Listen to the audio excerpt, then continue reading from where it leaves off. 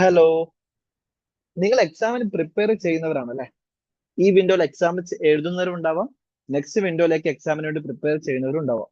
എന്നാലും പാർട്ട് ടൂലെ section B corporate ഫൈനാൻസിലെ അക്കൗണ്ട് റിസീവബിൾ മാനേജ്മെന്റുമായിട്ട് ബന്ധപ്പെട്ട ഈ ഒരു ക്വസ്റ്റ്യൻ നിങ്ങൾക്ക് എല്ലാവർക്കും ഇല്ലെങ്കിലും ഒരുവിധ ആൾക്കാർക്ക് ഇതൊരു ബുദ്ധിമുട്ടുള്ള ക്വസ്റ്റ്യൻ അല്ലേ?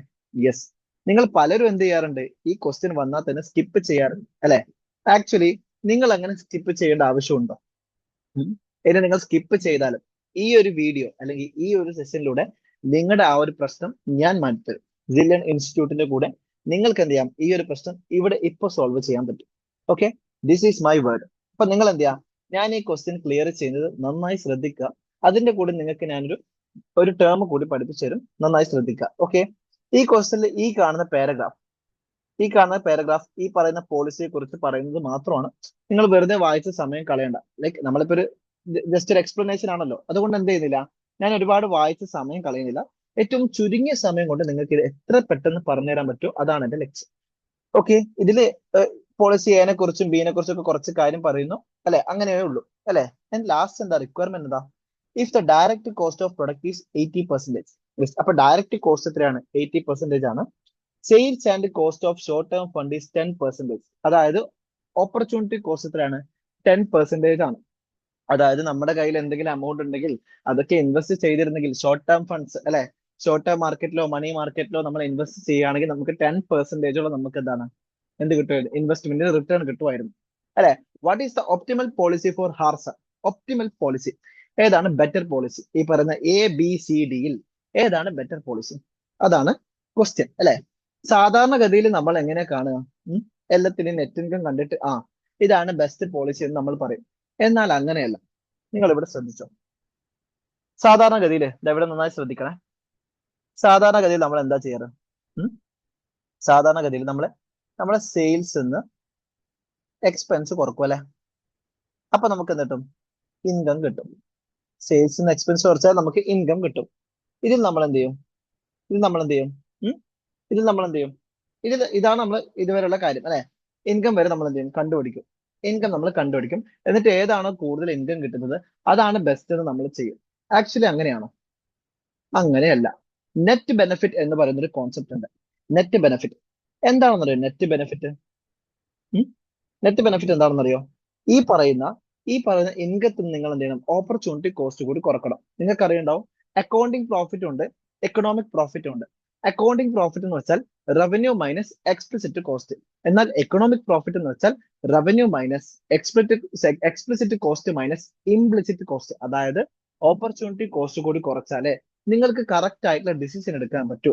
അതായത് നിങ്ങൾ ഈ പറയുന്ന പ്രോഫിറ്റ്, ഓക്കെ, ഈ പറയുന്ന പ്രോഫിറ്റ് ഇത് ഇൻകം അല്ല, പ്രോഫിറ്റ് ആണല്ലേ? പ്രോഫിറ്റ് ഇത് ബിഫോർ ടാക്സ് ആണ്. ഇവിടുന്ന് ടാക്സ് കുറച്ച് നമുക്ക് എന്ത് കിട്ടും? ആഫ്റ്റർ ടാക്സ് കിട്ടും അല്ലെ? ഇവിടുന്ന് ടാക്സ് കുറച്ച് നമുക്ക് എന്ത് കിട്ടും? ആഫ്റ്റർ ടാക്സ് കിട്ടും. ഇതിൽ നിന്ന് നമ്മൾ എന്ത് ചെയ്യണം അറിയോ? നമ്മുടെ ഓപ്പർച്യൂണിറ്റി കോസ്റ്റ് കുറക്കണം. ഇതിൽ നമ്മൾ നമ്മുടെ ഓപ്പർച്യൂണിറ്റി കോസ്റ്റ് കുറക്കണം. അത് കുറച്ചാൽ നമുക്ക് എന്ത് കിട്ടും? നമുക്ക് എന്ത് കിട്ടും?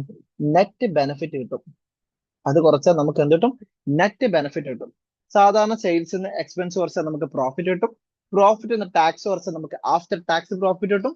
അവിടെ നിന്ന് നമ്മൾ ഓപ്പർച്യൂണിറ്റി കോസ്റ്റ് കുറച്ചാൽ നെറ്റ് ബെനിഫിറ്റ് കിട്ടും. ഓക്കെ, ക്ലിയർ അല്ലേ? യെസ്. ഇനി നിങ്ങൾ ഈ ക്വസ്റ്റ്യനിൽ വന്നാൽ നിങ്ങൾക്ക് ഇവിടെ കാണാം ആവറേജ് അക്കൗണ്ട് റിസീവബിളും ആവറേജ് ഇൻവെന്ററി. ശ്രദ്ധിച്ചില്ലേ? ആവറേജ് അക്കൗണ്ട് റിസീവബിൾ ഉണ്ട്, ആവറേജ് ഇൻവെന്ററി ഉണ്ട് അല്ലെ? നമുക്ക് വീണ്ടും സ്ലൈഡിലേക്ക് പോവാം. ആവറേജ് അക്കൗണ്ട് റിസീവബിൾ ഉണ്ട്, ആവറേജ് ഇൻവെന്ററി ഉണ്ട് അല്ലെ? യെസ്. അതായത് നമുക്ക് ആവറേജ് അക്കൗണ്ട് റിസീവബിൾ ഉണ്ട്. ആവറേജ് അക്കൗണ്ട് റിസീവബിൾ നിങ്ങൾക്കറിയില്ലേ? അക്കൗണ്ട് റിസീവബിൾ എന്ന് വെച്ചാൽ എന്താ? നമ്മളൊരു ക്രെഡിറ്റ് സെയിൽ നടത്തിയിട്ട് നമുക്ക് ഇങ്ങോട്ട് കിട്ടാനുള്ള പൈസയാണ് ഇത് അക്കൗണ്ട് റിസീവബിൾ അല്ലെ?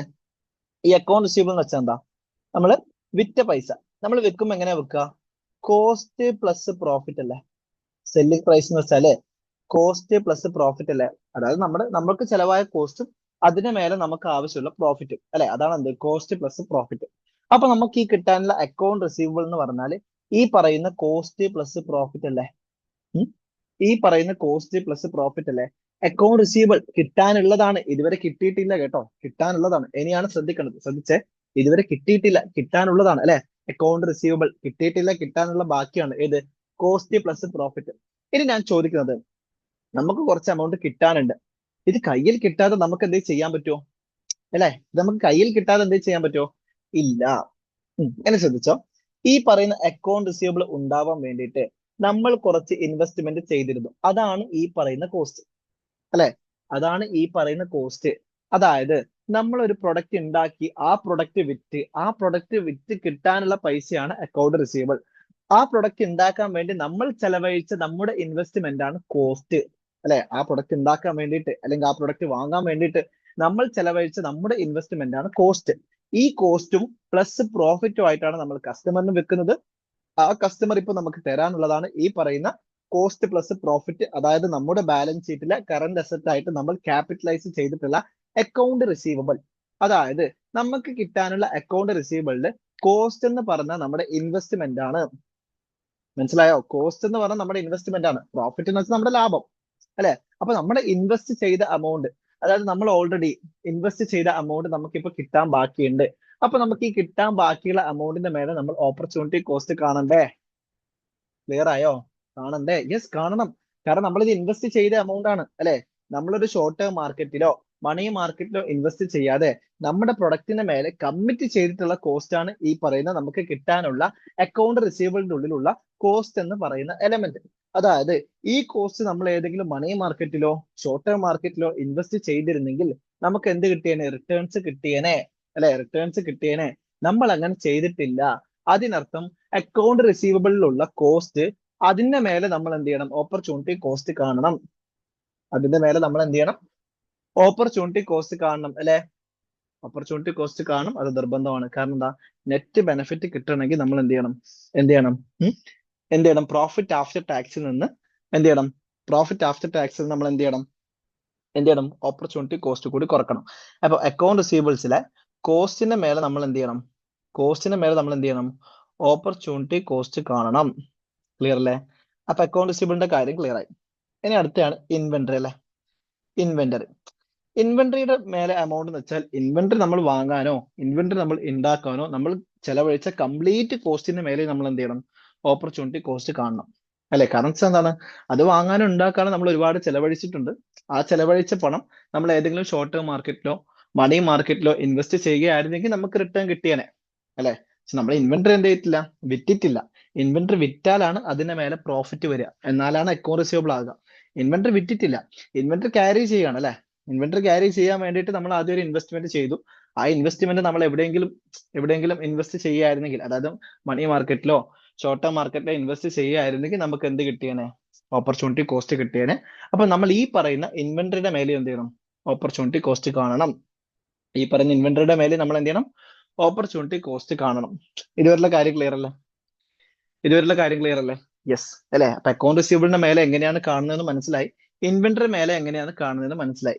ഇതൊക്കെ നമ്മൾ എന്തിനാ കാണുന്നത്? നെറ്റ് ബെനിഫിറ്റ് കാണാൻ വേണ്ടിയിട്ടാണ്. അല്ലെ, നെറ്റ് ബെനിഫിറ്റ് കാണാൻ വേണ്ടിയിട്ടാണ്. ഇനി നമ്മൾ എന്ത് ചെയ്താൽ മതി? ഈ പറയുന്ന പോളിസി ABCD, ഇതിന്റെ നെറ്റ് ബെനിഫിറ്റ് കണ്ടാൽ മതി. എങ്ങനെയാ കാണുക? സിമ്പിൾ ആണ്, വെരി സിമ്പിൾ ആണ്. ശ്രദ്ധിച്ചോ, നമുക്ക് ഓരോന്നോരോന്നായി കാണാം. ആദ്യം നമുക്ക് എയുടെ കാണാം. ഓക്കെ, ആദ്യം നമുക്ക് എയുടെ കാണാം. എയുടെ സെയിൽസ് 12,000 ആണ്. അല്ലെ, സെയിൽസ് 12,000 ആണ്. ഈ സെയിൽസിന്റെ 80% കോസ്റ്റ് ആണ്. ഈ സെയിൽസിന്റെ 80%, അല്ലെ, direct cost of products is 80%. അപ്പൊ നമ്മൾ എന്ത് ചെയ്യണം? ഈ 12,000 80% കുറക്കണം. അപ്പൊ നമുക്ക് എത്ര കിട്ടും? നമ്മുടെ സെയിൽസ് എത്ര കിട്ടും? നമ്മളെ പ്രോഫിറ്റ് എത്ര കിട്ടും? 2,400 കിട്ടും. അല്ലെ, പ്രോഫിറ്റ് എത്ര കിട്ടും? 2,400 കിട്ടും. 12,000 ഇൻറ്റു 0.2 ചെയ്താൽ നമുക്ക് എത്ര കിട്ടും? 2,400 കിട്ടും. അല്ലെ, ഈ 2,400 നമ്മുടെ ബാഡ് ഡെറ്റ് എക്സ്പെൻസ് എന്ന് വെച്ചാൽ എന്താ? ബാഡ് ഡെറ്റ് എക്സ്പെൻസ് എന്താ? നമുക്ക് കിട്ടാത്തത്, അല്ലെ, കളക്ട് ചെയ്യാൻ പറ്റാത്തത്, അൺകളക്റ്റബിൾ, അത് നമ്മൾ കുറക്കണം. അല്ലെ, എക്സ്പെൻസ് കുറക്കണം. അല്ലെ, കളക്ഷൻ കോസ്റ്റ് ഉണ്ട്. അല്ലെ, എത്ര? 100. കളക്ഷൻ കോസ്റ്റ് ഉണ്ട്, അതും കുറക്കണം, 100. ഇത് ചെയ്താൽ നമുക്ക് പ്രോഫിറ്റ് ബിഫോർ ടാക്സ് കിട്ടും. പ്രോഫിറ്റ് ബിഫോർ ടാക്സ് എത്രയാ? 2,200. Profit before tax. ഓക്കെ, ഇവിടെ നമുക്ക് ടാക്സ് റേറ്റ് ഒന്നും പറയുന്നില്ലല്ലോ. അല്ലെ, അപ്പൊ നമ്മൾ എന്ത് ചെയ്യണ്ട? അപ്പൊ നമ്മൾ ടാക്സ് കുറക്കണ്ട. അപ്പൊ നമ്മുടെ പ്രോഫിറ്റ് ബിഫോർ ടാക്സ് തന്നെയാണ് എന്ത്? Profit after tax. അപ്പൊ നമ്മുടെ പ്രോഫിറ്റ് ബിഫോർ ടാക്സ് തന്നെയാണ് എന്ത്? Profit after tax. യെസ്, ഇതുവരെ നമ്മൾ പ്രോഫിറ്റ് ആഫ്റ്റർ ടാക്സ് വരെ കണ്ടുപിടിച്ചു. ഇനി നമ്മൾ കാണാനുള്ളത് നെറ്റ് ബെനിഫിറ്റ് ആണ്. നെറ്റ് ബെനിഫിറ്റ് കാണണം. അല്ലെ, എങ്ങനെയാ നെറ്റ് ബെനിഫിറ്റ് കാണുക? ആവറേജ് അക്കൗണ്ട് റിസീവബിൾ 1,500 ആണ്. 1500 എന്ന് പറയുമ്പോൾ ഇതിന്റെ ഉള്ളിൽ എന്തുണ്ടാവും? കോസ്റ്റും ഉണ്ടാവും, പ്രോഫിറ്റ് ഉണ്ടാവും അല്ലെ? കോസ്റ്റും ഉണ്ടാവും, പ്രോഫിറ്റ് ഉണ്ടാവും. കോസ്റ്റ് എത്രയാ? കോസ്റ്റ് എത്രയാ? 80%. യെസ്, ക്വസ്റ്റ്യനിൽ പറയുന്നുണ്ടല്ലേ 80%. അപ്പൊ ഈ ആവറേജ് അക്കൗണ്ട് റിസീവബിൾസിന്റെ 80% കോസ്റ്റ് ആയിരിക്കും. എത്രയാ? 80% കോസ്റ്റ് ആയിരിക്കും. അപ്പൊ എത്രയാ? 1500 into 0.8. How much V are getting? 1200. 1200 cost ആണ് അല്ലെ? 1200 കയ്യിൽ നിന്ന് നമ്മൾ ഇട്ട പൈസയാണ്. ഈ പൈസ നമ്മൾ ഷോർട്ട് ടേം മാർക്കറ്റിലോ മണി മാർക്കറ്റിലോ ഇൻവെസ്റ്റ് ചെയ്തിരുന്നെങ്കിൽ അതിന്റെ 10% നമുക്ക് ഇങ്ങോട്ട് കിട്ടേണ്ടതായിരുന്നു അല്ലെ? അപ്പൊ 1200 10% നമുക്ക് ഇങ്ങോട്ട് കിട്ടേണ്ടതായിരുന്നു. അത് നമുക്ക് ഇങ്ങോട്ട് കിട്ടുന്നില്ല. അപ്പൊ അത് നമ്മുടെ ഇപ്പോഴത്തെ കറന്റ് ഉള്ള ഓപ്പർച്യൂണിറ്റി കോസ്റ്റ് ആണ് അല്ലെ? 1200ന്റെ 10% ഓപ്പർച്യൂണിറ്റി കോസ്റ്റ് എത്രയാ? 120. ഈ 120 നമ്മൾ എവിടുന്ന് കുറക്കണം? എവിടുന്ന് കുറക്കണം? നമ്മുടെ പ്രോഫിറ്റ് ആഫ്റ്റർ ടാക്സ് എന്ന് കുറക്കണം. പ്രോഫിറ്റ് ആഫ്റ്റർ ടാക്സ് എന്ന് കുറക്കണം. യെസ്. അപ്പൊ അക്കൗണ്ട് റിസീവബിളിന്റെ കാര്യം നമ്മൾ എന്തായി? തീരുമാനമായി അല്ലെ? ഇനി നമുക്ക് ആരുണ്ട്? Average inventory. ആവറേജ് ഇൻവെന്ററി നമുക്കറിയാലോ, കംപ്ലീറ്റ് നമ്മുടെ കയ്യിൽ നിട്ട പൈസയാണ് അല്ലെ? അപ്പൊ അതിന്റെ 10% കണ്ടാൽ മതി. ആ ആവറേജ് ഇൻവെന്ററി നമ്മൾ ഉണ്ടാവാൻ വേണ്ടിയിട്ട് 2000 രൂപ നമ്മൾ ചെലവഴിച്ചിട്ടുണ്ട്. ഈ ചെലവഴിച്ച പണം നമ്മൾ ഏതെങ്കിലും ഷോർട്ട് ടേം മാർക്കറ്റിലോ മണി മാർക്കറ്റിലോ ഇൻവെസ്റ്റ് ചെയ്യുകയായിരുന്നെങ്കിൽ അതിന്റെ 10% നമുക്ക് കിട്ടിയേനെ. അപ്പൊ 2000ന്റെ 10% എന്ന് പറയുന്നത് എത്രയാ? 200 അല്ലേ? ഈ 200 നമുക്ക് ഓപ്പർച്യൂണിറ്റി കോസ്റ്റ് അല്ലേ? യെസ്. ഇതും കൂടി നമ്മൾ എന്ത് ചെയ്യണം? ഇതിൽ നിന്ന് മൈനസ് ചെയ്യണം. അപ്പൊ എത്ര കിട്ടും? 2200 മൈനസ് 120 മൈനസ് 200 എത്ര കിട്ടുന്നത്? 2200 മൈനസ് 120 മൈനസ് 200 എത്ര കിട്ടുന്നത്? നമുക്ക് 1880 ആണ് നെറ്റ് ബെനിഫിറ്റ് കിട്ടുന്നത്. 1880 ആണ് നെറ്റ് ബെനിഫിറ്റ് കിട്ടുന്നത്. യെസ്. അപ്പൊ പോളിസി ഏതാ നമുക്ക് കിട്ടുന്ന ബെനിഫിറ്റ് എത്ര? 1880. അതിന് നേരെ എഴുതി വെക്കാം. അതിന് നേരെ നമുക്ക് എന്ത് ചെയ്യാം? എഴുതി വെക്കാം അല്ലെ? ഇനി നമുക്ക് ബിയുടെ കാണാം. ഇനി ബിയുടെ കാണാം. ഇങ്ങനെ സ്പീഡ് നമുക്ക് എന്ത് ചെയ്യാം? ബിയുടെയും സിയുടെയും ഡിന്റെയും കാണാം. ഓക്കെ. ഇപ്പൊ ഏകദേശം നിങ്ങൾക്ക് ഐഡിയ കിട്ടിയല്ലോ. ഏകദേശം നിങ്ങൾക്ക് ഐഡിയ കിട്ടിയല്ലോ അല്ലെ? യെസ്. ഇനി നമുക്ക് എന്താണ്? ബി സി ഡി കാണാം അല്ലെ? ബിയുടെ സെയിൽസ് എന്ന് പറയുന്നത് 13,000 ആണ്. അപ്പം പ്രോഫിറ്റ് എന്ന് പറയുന്നത് 13,000ന്റെ 20%. കാരണം എന്താ? 80% കോസ്റ്റ് ആണ് അല്ലെ? 80% കോസ്റ്റ് ആണ്. അപ്പൊ അതിന്റെ 20% പ്രോഫിറ്റ് ആണ്. എത്രയാ? 2600 അല്ലെ? 2600. എക്സ്പെൻസ് ഏതൊക്കെയാ? ബാഡ് എക്സ്പെൻസ് 125 ആണ്. കളക്ഷൻ കോസ്റ്റ് 125 ആണ്. രണ്ടും നമ്മൾ എന്ത് ചെയ്യണം? കുറക്കണം. 125 125. അപ്പൊ എത്ര കിട്ടുന്നത്? 2600 മൈനസ് 125 മൈനസ് 125. നമുക്ക് പ്രോഫിറ്റ് ബിഫോർ ടാക്സ് 2350 കിട്ടും. പ്രോഫിറ്റ് ബിഫോർ ടാക്സ് 2350 കിട്ടും. ഇനി ആവറേജ് അക്കൗണ്ട് റിസീവബിൾ എന്ന് പറയുന്നത് 2000 ആണ്. 2000ത്തിന് 80% കോസ്റ്റ് ആണ്. അപ്പം എത്ര? 2080% കോസ്റ്റ് 2000 ഇൻറ്റു 0.8 1600 കോസ്റ്റ് ആണ് അല്ലെ? ഇതിന്റെ 0.8 എത്രയാ? 1600 കോസ്റ്റ് ആണ്. എത്രയാ? 1600 കോസ്റ്റ് ആണ്. ഈ 1600 10% ഓപ്പർച്യൂണിറ്റി കോസ്റ്റ് ആണ്. അതായത് എത്രയാ? 160 നമ്മൾ എന്ത് ചെയ്യണം? ഈ പ്രോഫിറ്റ് ആഫ്റ്റർ ടാക്സിൽ നിന്ന് കുറക്കണം. ഓക്കെ. ഇനി ആവറേജ് ഇൻവെന്ററി 2300 ആണ്. ഇതിന്റെ 10% കൂടി നമ്മൾ കാണണം. എന്തിനാ? ഇൻവെന്ററി നമ്മൾ ഉണ്ടാവാനുണ്ട്. ചെലവിട്ട എമൗണ്ട് ആണ് 2300 അല്ലെ? ഇത് നമ്മൾ വേറെ എവിടെയെങ്കിലും ഇൻവെസ്റ്റ് ചെയ്തിരുന്നെങ്കിൽ 10% കിട്ടിയേനെ. അതിന്റെ 10% 200 എത്രയാ? 30 ആണ്. എത്രയാ? 230 ആണ്. അപ്പൊ നെറ്റ് ബെനിഫിറ്റ് എത്രയാ? 2350 മൈനസ് 160 മൈനസ് എത്രയാ? 230. നമുക്ക് എത്ര ഉണ്ട്? 1960 കിട്ടും. 1960. സോ പോളിസി ബി എത്രയാണ്? 1960 ആണ് അല്ലെ? അല്ലെ? ഇനി സി എന്താ? സിയുടെ നോക്കിയാ 14,000 ആണ് സെയിൽസ് അല്ലെ? സെയിൽസിന്റെ 20% നമ്മുടെ പ്രോഫിറ്റ് അല്ലെ? കാരണം എന്താ? 80% കോസ്റ്റ് ആണ്.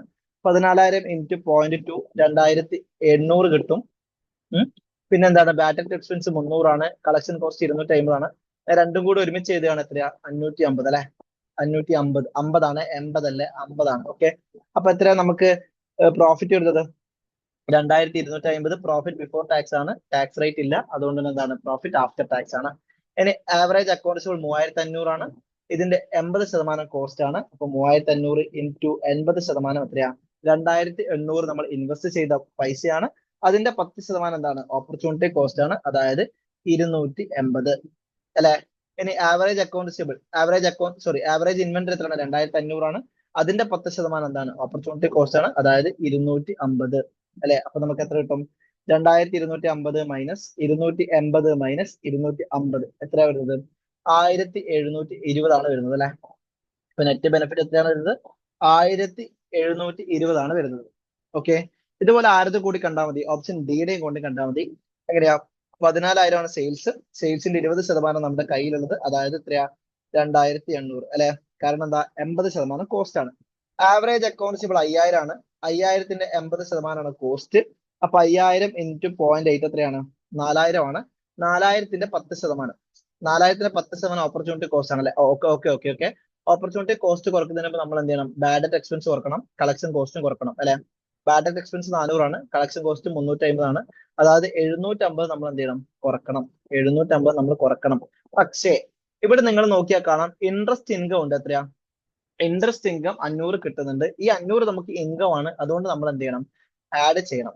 അപ്പോഴാണ് നമുക്ക് അത് കിട്ടുക, പ്രോഫിറ്റ് ആഫ്റ്റർ ടാക്സ് കിട്ടുക. എത്രയാ? 2,800 പ്ലസ് 500 മൈനസ് 750 എത്ര കിട്ടുന്നത്? 2,550 പ്രോഫിറ്റ് ആഫ്റ്റർ ടാക്സ് ആണ്. 2,550 അല്ലെ? ഇനി നിങ്ങൾ നോക്കിയാൽ കാണാം, ആവറേജ് അക്കൗണ്ട് റിസീവബിൾ 5,000 ആണ്. 5,000ത്തിന്റെ 80% കോസ്റ്റ് ആണ്, അതായത് 5,000ത്തിന്റെ 80% 4,000 ആണ്. 4,000ത്തിന്റെ 10% നമുക്ക് ഓപ്പർച്യൂണിറ്റി കിട്ടേണ്ടതായിരുന്നു, അതായത് 400 രൂപ അല്ലെ? അതായത് 400 രൂപ. ഇനി ആവറേജ് ഇൻവെന്ററി എന്ന് പറയുന്നത് 2,500 ആണ്. 2,500ന്റെ 10% നമുക്ക് എന്താണ്? ഓപ്പർച്യൂണിറ്റി കോസ്റ്റ് കിട്ടേണ്ടതായിരുന്നു. അപ്പൊ എത്രയാണ്? 250 രൂപ അല്ലെ? അപ്പൊ 2,550 മൈനസ് 400 മൈനസ് 250 എത്ര കിട്ടുന്നത്? 1,900 ആണ് കിട്ടുന്നത്. 1,900 അല്ലെ? 1,900. ഓക്കെ, 1,900 ഇവിടെയാണ്. 1,900, 1,720 അല്ലെ? നിങ്ങൾ നോക്കിയേ, 4 ഓപ്ഷൻ എടുത്തപ്പോഴും ഏറ്റവും കൂടുതൽ നെറ്റ് ബെനിഫിറ്റ് കിട്ടുന്നത് എവിടെയാ? പോളിസി ബി അല്ലേ? ഏറ്റവും കൂടുതൽ നെറ്റ് ബെനിഫിറ്റ് കിട്ടുന്നത് എവിടെയാ? പോളിസി ബി അല്ലേ? യെസ്. അപ്പൊ ഏറ്റവും കറക്റ്റ് ആൻസർ ഏതാ? ഓപ്ഷൻ ബി ആണല്ലേ? ഓപ്ഷൻ ബി, പോളിസി ബി അല്ലെ? വളരെ സിമ്പിൾ ആണിത് അല്ലെ? ഏതറിഞ്ഞാല് നെറ്റ് ബെനിഫിറ്റ് കണ്ടുപിടിക്കേണ്ട ആ ഒരു കോൺസെപ്റ്റ് അറിഞ്ഞു കഴിഞ്ഞാൽ ഇത് വളരെ സിമ്പിൾ ആണ് അല്ലെ? നെറ്റ് ബെനിഫിറ്റ് കണ്ടുപിടിക്കേണ്ട ആ ഒരു കോൺസെപ്റ്റ് അറിഞ്ഞു കഴിഞ്ഞാൽ ഇത് വളരെ സിമ്പിൾ ആണ്. സോ എനിവേയ്സ്, നിങ്ങൾക്ക് ഈ ഒരു ക്വസ്റ്റ്യൻ എല്ലാവർക്കും നന്നായിട്ട് മനസ്സിലായിട്ടുണ്ടെന്ന് ഞാൻ വിചാരിക്കുന്നു. നിങ്ങൾ എന്ത് ചെയ്യണം? ഞങ്ങളുടെ ക്ലാസ് ഇഷ്ടപ്പെട്ടിരുന്നെങ്കിൽ നിങ്ങളുടെ ഫീഡ്ബാക്ക് ഞങ്ങളുടെ ഈ പറയുന്ന നമ്പറിലേക്ക് നിങ്ങൾ എന്ത് ചെയ്യാം? അയക്കണം. തീർച്ചയായും അയക്കണം. നിങ്ങളുടെ ഫീഡ്ബാക്ക് ആണ് ഞങ്ങൾക്ക് കൂടുതൽ കൂടുതൽ ക്ലാസ്സുകൾ മുന്നിലേക്ക് കൊണ്ടുവരാനുള്ള ഊർജ്ജം നൽകുന്നത്. സോ ഈ ക്ലാസ് ഇഷ്ടപ്പെട്ട എല്ലാവരും നിങ്ങളുടെ ഫീഡ്ബാക്ക് എന്ത് ചെയ്യണം? ഈ പറയുന്ന നമ്പറിലേക്ക് നിങ്ങൾ എന്ത് ചെയ്യണം? വാട്സ്ആപ്പ് ചെയ്യണം. So anyways, I M winding up. So I am really thinking നിങ്ങൾക്ക് ഈ ഒരു ക്ലാസ് ഹെൽപ്ഫുൾ ആയിട്ടുണ്ടാവും. നിങ്ങളുടെ ഫീഡ്ബാക്ക് തരണം, തീർച്ചയായും തരണം. അപ്പൊ എന്ത് ചെയ്യാം? നമുക്ക് ഇനിയും ഒരുപാട് ഇതേപോലത്തെ ഫ്രീ ക്ലാസ് ആയിട്ട് കാണാം. So by.